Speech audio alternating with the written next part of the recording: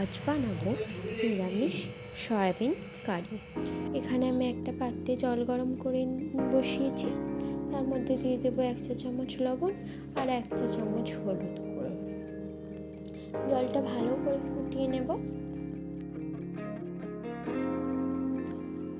একটু ফুটে এলেই এর মধ্যে দিয়ে দেব সয়াবিনগুলো একটু ভালো করে ফুটিয়ে নেব। সয়াবিনগুলো যখন একটু বড় বড় আর একটু নরম হয়ে যাবে তখন সয়াবিনের জলটা ঝরিয়ে নেব, নিয়ে ঠান্ডা করে নেব। তার মধ্যে আমি একটা বাটিতে 3 চা চামচ মতো বেসন আর 200 গ্রাম মতো টক দই ব্যবহার করছি। এগুলোকে ভালো করে মিশিয়ে নেব।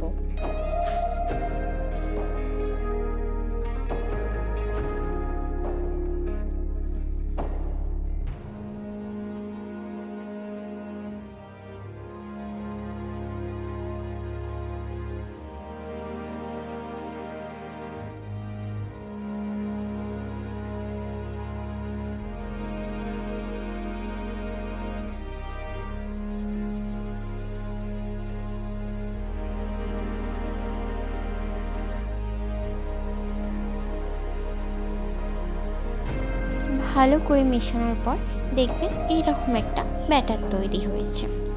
আমি দুটো টমেটো নিয়ে ভালো করে ধুয়ে কেটে রেখেছি। একটা কড়াই তেল গরম করতে দিয়ে সয়াবিনগুলো হালকা লাল করে ভেজে নেব।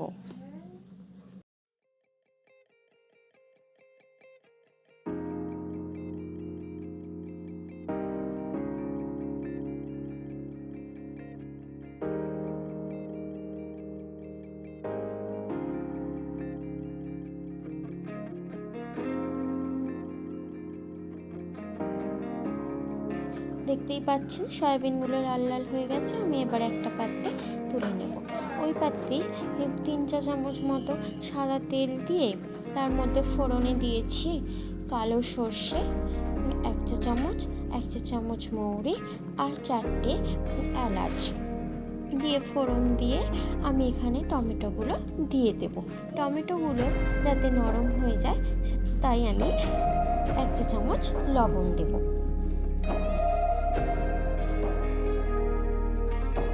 ভালো করে ভাজার পর টমেটোগুলো যখন জল ছাড়তে শুরু করে দেবে তখন আমি এর মধ্যে দিয়ে দেব আদা ও কয়েকটা কাঁচা লঙ্কা পেস্ট দিয়ে এগুলোকে ভালো করে ভেজে নেব যাতে কাঁচা গন্ধ না ছাড়ে।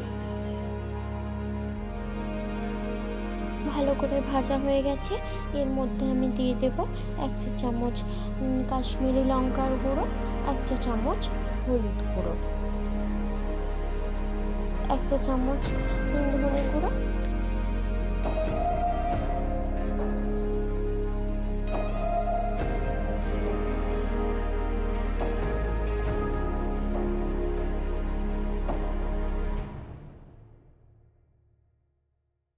এগুলোকে ভালো করে মিশিয়ে একটু কষিয়ে নেব।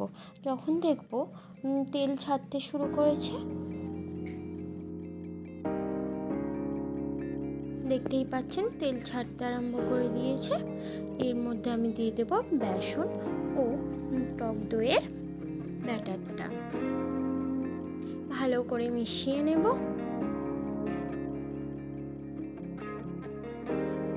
এর মধ্যে দিয়ে দেব 1 চা চামচ চিনি। সব ভালো করে মিশিয়ে নেব।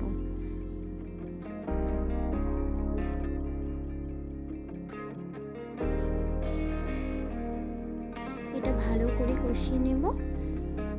দেখতেই পাচ্ছেন ফুটে এসেছে। এটা আমি একদম লো ফ্লেম করে কষাবো। দেখতেই পাচ্ছেন এখানে ব্যাটারটা কেমন লাল লাল হয়ে এসেছে, মানে তেল ছাড়তে আরম্ভ করেছে। সেই সময় আমি ভেজে রাখা সয়াবিনগুলো দিয়ে দেব। ভালো করে মিশিয়ে নেব।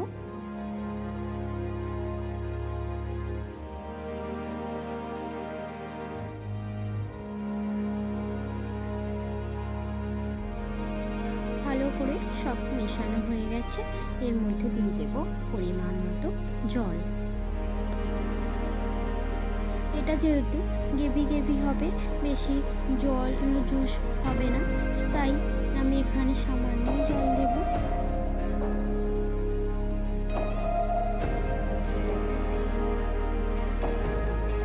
এবার এটা চাপা দিয়ে 7-8 মিনিট মতো ফুটিয়ে নেব। 7-8 মিনিট পর চাপা খুলে দেখে নেব এটা ভালো করে ফুটেছে। এবার এটা একটু খুলে টাইট টাইট মতো করে নেব। আর একটা জায়গায় কিছুটা ঘি গরম করে নিয়ে তার মধ্যে দিয়ে দেব শুকনো লঙ্কা। আমি 2টো শুকনো লঙ্কা দিয়েছি, দিয়ে দেব আদা কুচি আর একটু হিং আর 2টো কাঁচা লঙ্কা দিয়ে এটা গরম করে নেব।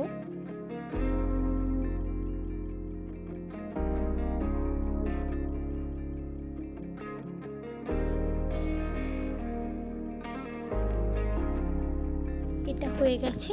এবার আমি তরকারির মধ্যে দিয়ে দেব, দিয়ে ভালো করে মিশিয়ে নেব।